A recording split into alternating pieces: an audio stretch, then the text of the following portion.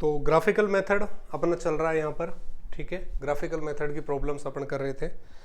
Important चीज़ जो आपको याद रखनी है वो मैंने बताई थी कि अगर फिजिबल रीजन अपना बाउंडेड है, ऑप्टिमल सॉल्यूशन क्या होगा, बाउंडेड होगा।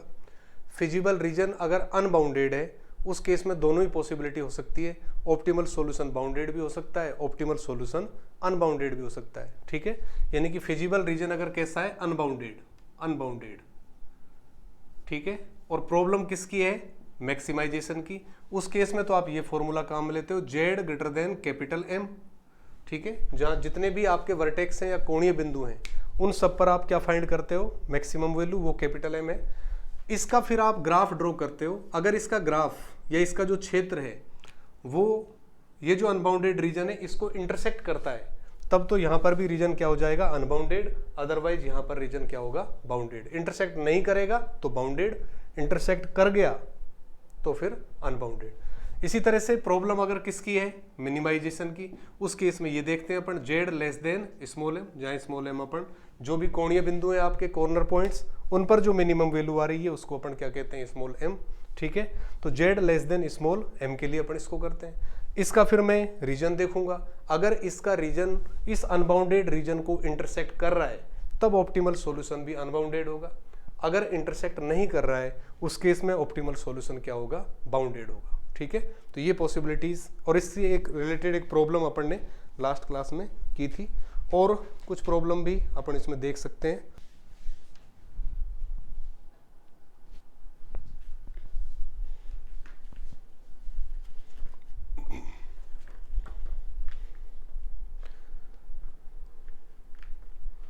नेक्स्ट एक प्रॉब्लम और लिखो इसमें, question maximum of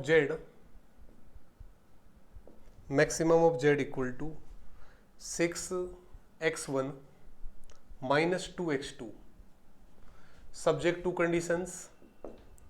conditions 2x1 minus x2 less than और equal to 2, x1 is less than equal to 4 and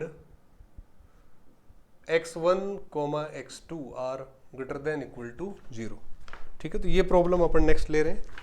maximum of z equal to 6x1 minus 2x2, subject to conditions क्या है, 2x1 minus x2 less than equal to 2, x1 less than equal to 4, x1 x2 are greater than equal to 0। इसमें आपको देखना है, ठीक है। तो सबसे पहले तो अपन को क्या फाइंड करना है, feasible region. Feasible region bounded है तो कोई प्रॉब्लम ही नहीं है। फिजिबल रीजन अनबाउंडेड है तो फिर अपने को ऑब्जेक्टिव फंक्शन की सहायता से एक और लाइन बनानी पड़ेगी, उसका हल क्षेत्र देखना पड़ेगा, और देखेंगे कि वो फिजिबल रीजन के साथ इंटरसेक्ट कर रहा है या नहीं कर रहा है। इंटरसेक्ट कर गया तब तो अनबाउंडेड सॉल्यूशन होगा ऑप्टिमल, अदरवाइज फिर ऑप्टिमल सॉल्यूशन। अगर इंटरसेक्ट नहीं किया तो ऑप्टिमल सॉल्यूशन क्या हो जाएगा, बाउंडेड। तो सबसे पहले क्या करेंगे अपन, इसको इक्वेशंस लिखेंगे, इसके करस्पॉन्डिंग इक्वेशंस क्या क्या आ रहे हैं। 2x1 minus x2 equal to 2, यानी कि ये बन गया x1 अपॉन 1 और plus x2 upon minus 2 equal to 1। 2 से डिवाइड किया अपन ने, तो 2 से जब यहाँ डिवाइड करोगे तो x1 अपॉन 1, इधर डिवाइड किया तो 2 आएगा, तो माइनस 2 हो गया ऊपर माइनस से। दूसरा क्या है, x1 equal to 4, x1 equal to 4, ये दो लाइन्स हैं, इनको मैं बनाऊं यहां पर।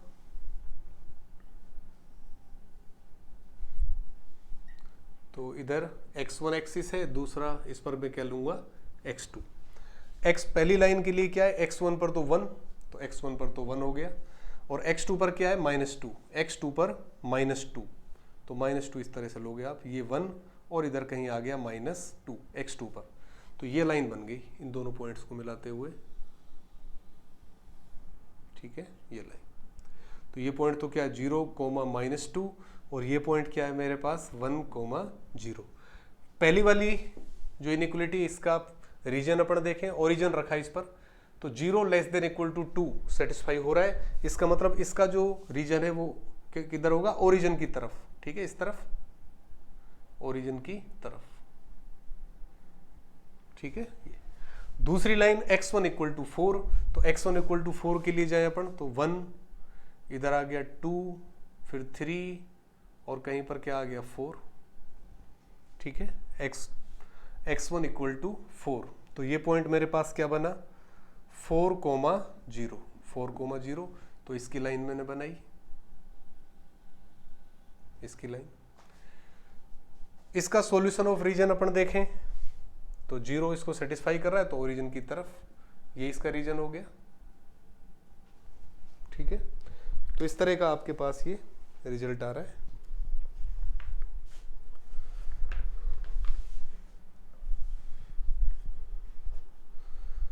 तो ये तो 1,0 और 4,0। तो ये आप देखोगे कहीं ना कहीं इस तरह से, जब ये तो सीधी लाइन जा रही है और इसको आप किसी एंगल से ले रहे हो, तो किसी ना किसी पॉइंट पर जाकर ये एक दूसरे को क्या करेंगे, इंटरसेक्ट करेंगे। ठीक है, क्योंकि एक तो सीधी लाइन है, पैरेलल थोड़ी, दोनों लाइन पैरेलल नहीं है। पैरेलल नहीं है तो कहीं ना कहीं जाकर एक दूसरे को क्या करेंगे, intersect.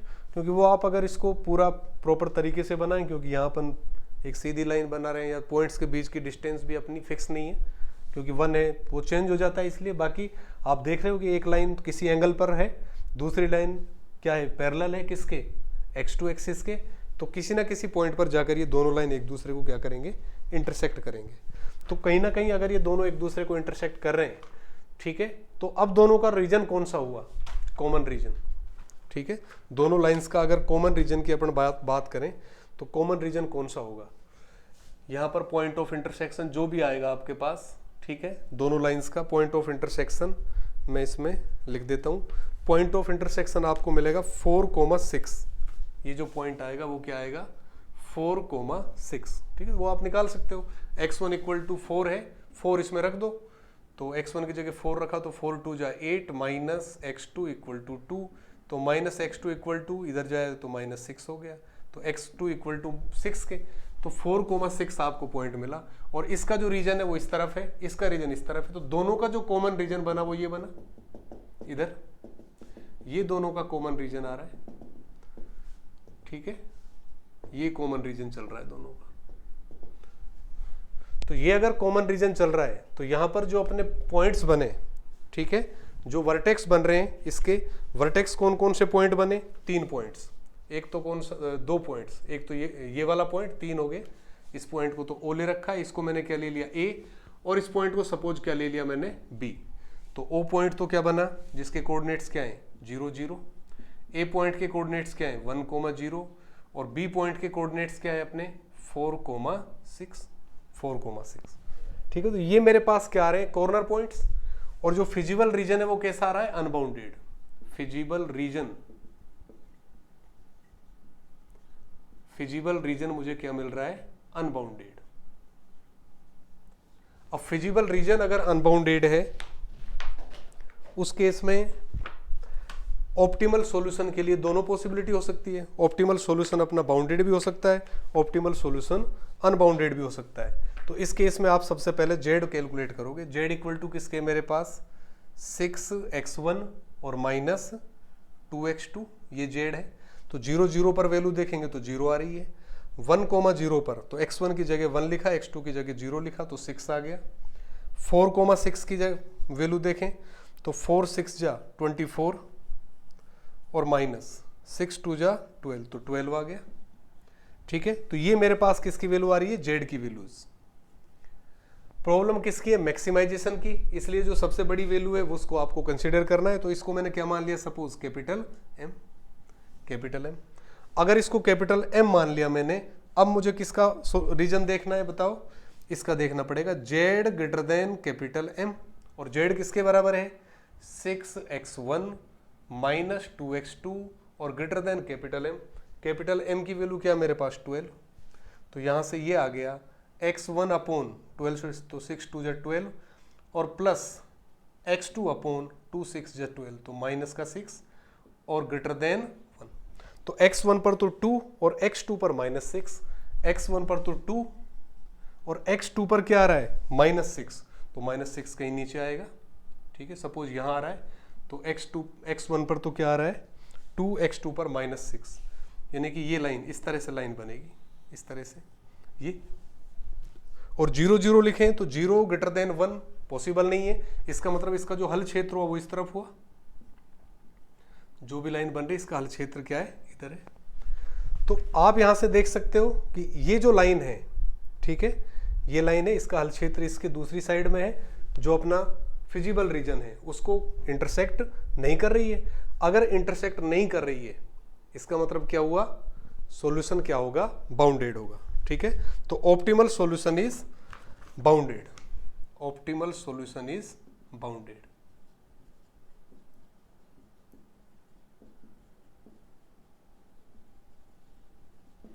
Optimal solution is bounded, और बाउंडेड सॉल्यूशन है अगर तो वो कितना हो गया, किस पॉइंट पर मिला, x1 इक्वल टू 4 आ गया, x2 इक्वल टू 6 आ गया, और maximum of z equal to किसके आ गया, 12 के।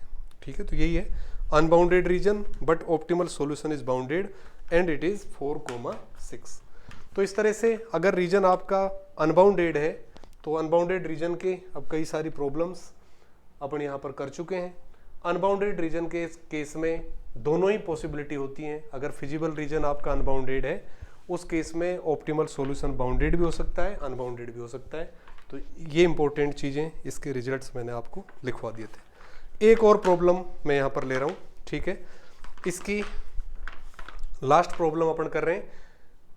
ये तो तब अपन कर रहे हैं जब डायरेक्ट आपको एलपीपी दे रखी है, ठीक है, सीधा एलपीपी दी हुई है, उसके सॉल्यूशन आपने चेक कर लिए। कई बार ऐसा होगा कि वर्ड प्रॉब्लम आपके पास होगी, वर्ड प्रॉब्लम अगर आपको दी तो पहले आपको एलपीपी बनानी पड़ेगी, और हो सकता है आपसे केवल एलपीपी पूछ ले, आपको एक वर्ड प्रॉब्लम दे दी जाए और उसके करस्पॉन्डिंग आपसे पूछ लिया जाए कि कौन सी एलपीपी बनेगी। ठीक है, तो वो भी आपको 2-4 क्वेश्चंस पर उसकी भी आपको प्रैक्टिस करनी पड़ेगी। तो अभी अपन एक और क्वेश्चन ले रहे हैं इसमें, इसके बाद जो अपनी फिर नेक्स्ट क्लास अपन करेंगे उसमें फिर अपन वर्ड प्रॉब्लम्स लेंगे, 3-4 एग्जाम्पल्स लेंगे जिसमें एक अलग लैंग्वेज की फॉर्म में क्वेश्चन दिया मिलेगा, उसकी अपन एलपीपी बनाएंगे। एलपीपी बन गई तो फिर सॉल्यूशन करना तो अब आपको आ ही गया, इसी तरह से फिर अपन उसका क्या कर सकते हैं, सॉल्यूशन। तो एक क्वेश्चन और इसमें आप लिखिए,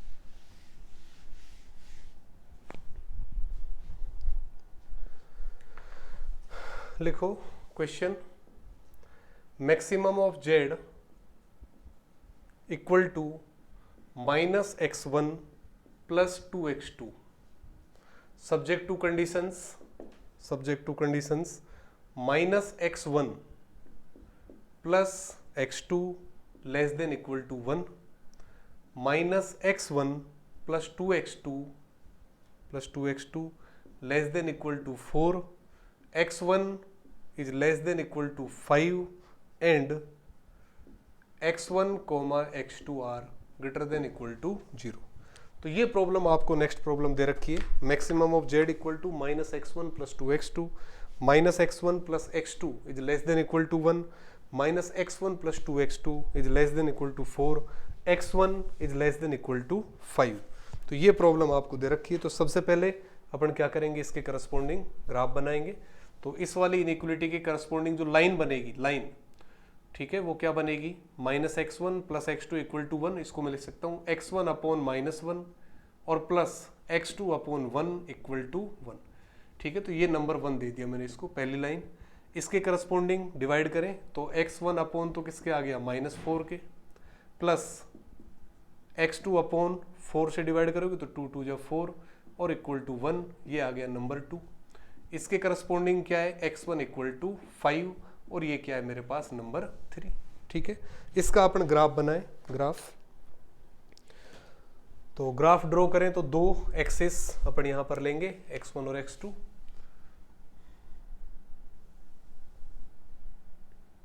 तो ये 2 एक्सिस में ले लेता हूं, सपोज ये x1 और इसको मैंने क्या ले लिया, x2, ये अपना ओरिजिन। तो पहली लाइन x1 पर तो -1, तो x1 इधर है माइनस का, तो ये तो -1 हो गया, और x2 पर +1, x2 पर +1, ये लाइन बन गई। ठीक है, ये पहली लाइन आ गई, नंबर 1 इसको मैंने दे दिया। अब नंबर 1 जो लाइन है इसका रीजन देखें, 0 0 लिखा, तो 0 लेस देन इक्वल टू 1 आ रहा है, यानी कि मूल बिंदु ओरिजिन इसको सेटिस्फाई कर रहा है, तो सॉल्यूशन इसका मूल बिंदु की तरफ होगा, नीचे की तरफ। ठीक है, ये कॉमन रीजन या जो फिजिबल रीजन है वो अपन केवल किस में देखते हैं, फर्स्ट क्वाड्रेंट में। ठीक है, तो जो भी अपन को सॉल्यूशन लेना है वो फर्स्ट क्वाड्रेंट में लेना होता है। दूसरा देखें, x1 पर -4 है, तो -1 -2 -3 कहीं पर क्या आ गया, सपोज ये -4, तो ये वाला पॉइंट क्या था, -1, 0, ये पॉइंट क्या है 0, 1। अब दूसरा क्या ले रहा हूं मैं, x1 पर तो -4, तो -4, 0, और x2 पर 2 है, x2 पर क्या है 2, तो ये दोनों पॉइंट्स आप मिलाओगे, ये तो ये लाइन बन गई। तो ये पॉइंट कौन सा है, 0, 2, 0, 2। और इस लाइन का सॉल्यूशन का जो रीजन अगर मैं देखूं, सॉल्यूशन का रीजन वो क्या बनेगा, 0, 0 लिखा तो 0 लेस देन इक्वल टू 4, यानी मूल बिंदु सेटिस्फाई हो रहा है, तो इसका सॉल्यूशन का रीजन भी नीचे की तरफ है। ठीक है, नीचे की तरफ, यानी कि ये। तो अभी तक आपको पता है कि जो सॉल्यूशन का जो कॉमन रीजन आ रहा है यहाँ पर, वो ये वाला रीजन चल रहा है दोनों का। ठीक है, इसका नीचे की तरफ है, इसका भी, तो ये कॉमन रीजन। तीसरी लाइन x1 इक्वल टू 5। ठीक है, तो ये दूसरी वाली लाइन मैंने ड्रॉ की है। तीसरी x1 इक्वल टू 5 है, तो x1 सपोज ये 1, ये आ गया सपोज 2, 3, 4 और सपोज ये 5, तो x1 इक्वल टू 5 वाली लाइन सपोज ये मैंने बना दी। तो ये पॉइंट क्या है 5, 0। और इसका हल क्षेत्र देखें, तो अगर ओरिजिन रखूं तो 0 less than equal to 5 again satisfy हो रहा है, तो ओरिजिन की तरफ, तो ओरिजिन इस तरफ है, तो इसका हल क्षेत्र इधर होगा। तो इसका जो सॉल्यूशन का जो रीजन है वो ये वाला रीजन बन गया। सभी का अगर कॉमन रीजन देखें तो फिजिबल सॉल्यूशन अपना या फिजिबल रीजन ये आ गया मेरे पास। ठीक है, तो फिजिबल रीजन के जो पॉइंट ऑफ कॉर्नर्स हैं, कॉर्नर के जो पॉइंट्स हैं, वर्टिसेज हैं, वो कौन कौन से आ गए, एक तो O। ठीक है, O पॉइंट, ये तो क्या है 0, 0, ये पॉइंट ले लिया मैंने A, 5, 0। इस पॉइंट को मैं ले लेता हूं सपोज पॉइंट B, इस पॉइंट को सपोज क्या ले लिया मैंने C, और इस पॉइंट को सपोज क्या ले लिया मैंने D। ठीक है, D। तो ये लाइन कौन सी है मेरे पास, थर्ड लाइन, 1 और 2 में वहां पहले बना चुका हूं। तो कॉर्नर के जो पॉइंट्स हैं, वर्टिसेस, वर्टेक्स कौन कौन से आ गए, O तो क्या है 0, 0, पॉइंट A के कोऑर्डिनेट्स क्या आ रहे हैं 5, 0, 5, 0, और पॉइंट B के कोऑर्डिनेट्स आप फाइंड करोगे। B पॉइंट के कोऑर्डिनेट्स कैसे फाइंड करने पड़ेंगे, कौन कौन सी लाइन काट रही है B पॉइंट पर, देखो आप, ये तो कौन सी लाइन है, तीसरी लाइन, और ये कौन सी लाइन है, दूसरी लाइन। तो दूसरी और तीसरी लाइन एक दूसरे को काट रहे हैं। तो दूसरी लाइन का इक्वेशन क्या है, -x1 + 2x2 = 4 इक्वेशन, और तीसरी लाइन का क्या है, x1 = 5, x1 = 5। तो इन दोनों का पॉइंट ऑफ इंटरसेक्शन देखना है, तो x1 की वैल्यू मैं यहाँ रख रहा हूँ 5, तो 5 जब रखेंगे तो उधर दूसरी तरफ ले जाएंगे इसको, तो 2x2 = 5 + 4 हो गए 9, यानी x2 = किसके आ गया 9/2 के, और x1 क्या है 5, यानी कि जो B पॉइंट बना आपका, B पॉइंट के कोऑर्डिनेट्स क्या आ गए, x1 तो 5 और x2 क्या आ रहा है 9/2, ये मेरा B पॉइंट बन गया। और कौन से पॉइंट के कोऑर्डिनेट देखने, C पॉइंट के, तो C पॉइंट के कोऑर्डिनेट निकालने के लिए देखना पड़ेगा कौन कौन सी लाइन C पॉइंट पर कट कर रही है। तो C पॉइंट पर एक तो पहली लाइन कट कर रही है और एक कौन सी, दूसरी लाइन। तो पहली और दूसरी का इंटरसेक्शन देखना है। तो पहली लाइन तो क्या है -x1 + x2 = 1, दूसरी लाइन क्या है -x1 + 2x2 = किसके 4 के। तो सबट्रैक्ट कर देते हैं, तो ये हो गया माइनस का, ये टर्म भी माइनस की, और फिर दोनों को ये टर्म प्लस की, सबट्रैक्ट जब करेंगे तो ये तो हो गया, साइन चेंज हो गए, इसको प्लस का बना दिया, इसको माइनस का, इसको माइनस का, और जब दोनों को ऐड करेंगे तो ये टर्म तो कैंसिल। तो x2 और -2x2 तो क्या बचा -x2, और इक्वल टू किसके -4 + 1 तो -3, यानी x2 की वैल्यू क्या आ गई 3 आ गई। x2 की वैल्यू रख दो यहाँ पर, तो -x1, x2 की वैल्यू 3 रखी, दूसरी तरफ ले गए तो -3 + 1 क्या आ गया -2, यानी कि x1 = 2। तो पॉइंट क्या बना 2, 3। ठीक है, तो A, B और C जो पॉइंट्स हैं, इन सभी के मैंने कोऑर्डिनेट्स निकाल दिए। एक पॉइंट तो क्या आ रहा है मेरे पास 0, 0, एक पॉइंट क्या आ गया 5, 0, फिर क्या आ रहा है 5, 9/2, और लास्ट पॉइंट क्या आ गया 2, 3। तो ये मैंने जो भी, हाँ इसके अलावा एक पॉइंट डी और है 0,1।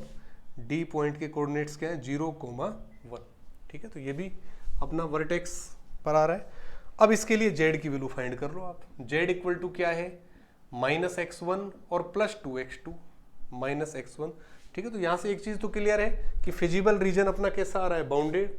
तो अगर फिजिबल रीजन बाउंडेड है तो निश्चित रूप से ऑप्टिमल सॉल्यूशन भी बाउंडेड ही होगा। ठीक है, तो अब वो फाइंड कर देते हैं अपन। 0 0 रखेंगे तो 0 आ गया 5,0 रखें तो -5 आ रहा है। 5,9/2 रखें तो माइनस तो 5 हो गया, और 9/2 जब यहाँ रखेंगे तो 2 तो कैंसिल, तो +9 यानी वैल्यू क्या आ गई 4। 2,3 रखें तो माइनस तो 2 हो गया, और जब 3 रखोगे यहाँ पर तो 3 2 जा 6, तो -2 + 6 करेंगे तो क्या आ गया 4। 0,1 रखें तो 0 और 1 तो क्या आ रहा है 2। तो मैक्सिमम वैल्यू 2 पॉइंट्स पर आ रही है आपकी। ठीक है, प्रॉब्लम किसकी है, मैक्सिमाइजेशन की। और मैक्सिमम वैल्यू कितने पॉइंट्स पर मिल रही है आपको, 2 पॉइंट्स पर, यानी कि 2 ऑप्टिमल सॉल्यूशन मिल रहे हैं आपको। ठीक है, तो maximum of z equal to किसके आ रहा है 4 के। और ये किन किन पॉइंट्स पर आ रहा है, एक तो बी पॉइंट पर जिसके लिए कोऑर्डिनेट x1 इक्वल टू किसके 5 के, और x2 इक्वल टू किसके 9/2 के। और एक आ रहा है सी पॉइंट पर जिसके लिए x1 तो क्या है 2 और x2 इक्वल टू किसके है 3 के। दोनों पॉइंट्स पर आपको मैक्सिमम वैल्यू मिल रही है। इसका मतलब कितने ऑप्टिमल सॉल्यूशन हुए यहाँ पर, 2 ऑप्टिमल सॉल्यूशन। लेकिन ये चीज आपको ध्यान रहे, अगर बी और सी दोनों ऑप्टिमल सॉल्यूशन बन रहे हैं तो बी और सी पर अगर कोई भी पॉइंट आप लोगे इस लाइन पर, बी और सी को मिलाने वाली इस लाइन पर कोई भी पॉइंट आप लोगे, वो भी फिर इसका क्या बनेगा, ऑप्टिमल सॉल्यूशन बनेगा। यानी कि 2 पॉइंट्स पर अगर आपको ऑप्टिमल सॉल्यूशन मिल रहा है तो दोनों पॉइंट्स को मिलाने वाली लाइन के हर एक पॉइंट पर भी ऑप्टिमल सॉल्यूशन मिलेगा। इस केस में कितने ऑप्टिमल सॉल्यूशन मिल गए, infinite number of optimal solutions. तो आप यहां से लिख सकते हैं, यहां से so there are infinite number of optimal solutions.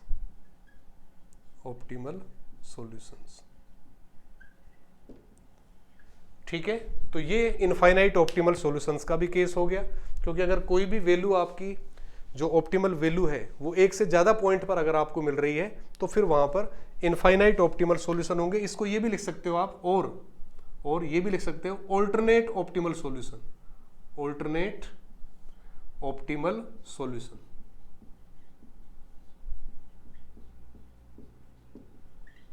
ठीक है, infinite number of optimal solutions या ऑल्टरनेट, ठीक है, अल्टरनेट ऑप्टिमल सॉल्यूशंस वहां पर आपको मिलेंगे। तो ये अपन ने सारे केसेस कर लिए। अपन ने ऐसा क्वेश्चन भी किया है जिसका फिजिबल रीजन बाउंडेड है, सॉल्यूशन यूनिक है। ऐसा क्वेश्चन भी किया है जिसका फिजिबल रीजन मिल ही नहीं रहा है, तो उस केस में कोई भी ऑप्टिमल सॉल्यूशन एग्जिस्ट करेगा तो आप लिखोगे नो सॉल्यूशन एग्जिस्ट। फिर अपन ने इस तरह के केस किए हैं कि फिजिबल रीजन अनबाउंडेड है। फिजिबल रीजन अनबाउंडेड है तो जो ऑप्टिमल सॉल्यूशन है वो बाउंडेड भी हो सकते हैं, अनबाउंडेड भी हो सकते हैं। सारी पॉसिबिलिटीज अपन ने देखी है। इसके अलावा फिर अपन ने यहाँ पर देखा है कि अगर ऑप्टिमल सॉल्यूशन एक से ज्यादा मिल रहे हैं, 2 ऑप्टिमल सॉल्यूशन मिल गए, तो दोनों पॉइंट्स को मिलाने वाली जो लाइन है उसका हर एक पॉइंट उसका ऑप्टिमल सॉल्यूशन बनेगा। यानी कि उस केस में कितने सॉल्यूशंस हो जाएंगे, infinite number of optimal solutions. ठीक है, तो ये आपका जो ग्राफिकल मेथड है उसकी एलपीपी अगर आपको दे रखी है तो आप इस तरह कर सकते हो। नेक्स्ट जो अपनी क्लास है उसमें अपन बताएंगे आपको कि एलपीपी कैसे बना सकते हो। अगर वर्ड प्रॉब्लम आपको दे रखी है, ठीक है, लैंग्वेज की फॉर्म में क्वेश्चन दिया हुआ है, तो फिर पहले आपको एलपीपी बनानी पड़ेगी, और फिर अगर उसका एलपीपी पूछिए आपसे तो वहां तक करोगे, उसका सॉल्यूशन पूछा है तो फिर आप सॉल्यूशन किस तरह कर सकते हो ये अपन पढ़ेंगे। तो यहां करने का जो मकसद है, आपको हो सकता है कुछ क्वेश्चन कुछ बड़े भी लगे, आपको लग सकता है कि ये क्वेश्चन लेंथी है, इतने बड़े क्वेश्चन ऑब्जेक्टिव में पूछे नहीं जाते, लेकिन प्रैक्टिस करने में कोई बुराई नहीं है। प्रैक्टिस घर पर आप अच्छे से करिए। अभी आपके पास टाइम भी अच्छा खासा बचा हुआ है। प्रैक्टिस आपकी अच्छी है तो एग्जाम में किसी भी तरह का क्वेश्चन आपसे पूछा जाए आप उसको आसानी से कर पाएंगे। ठीक है, तो उसके लिए आप कंटिन्यू जुड़े रहिए। नेक्स्ट लेक्चर में अपन जो वर्ड प्रॉब्लम्स हैं उनको सोल्व करेंगे। ठीक है।